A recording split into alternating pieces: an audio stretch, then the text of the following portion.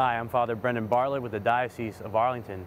This Sunday is the fourth Sunday in Ordinary Time, and we see Jesus preaching to the people in the synagogue in Capernaum. What's interesting about this story is that we really don't know what Jesus preached about. Mark doesn't tell us in his gospel. But the reaction of the people is something, because they're astonished. They're amazed at what he says and that he preaches with authority. Then the next thing that happens too is very interesting.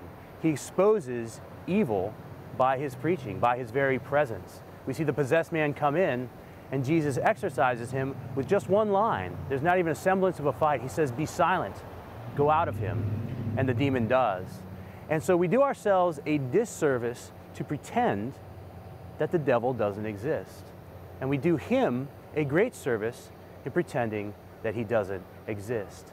And we have to be very cognizant of the fact that he does exist, and he has a plan for our life, just like God has a plan for our life.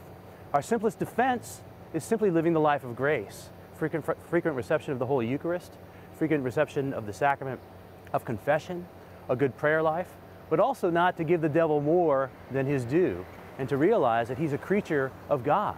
It only took that one line from Jesus to cast him out from that man. So we shouldn't play him up to be some kind of big boogeyman, or that there's this big fight between good and evil that the devil can win, because he can't.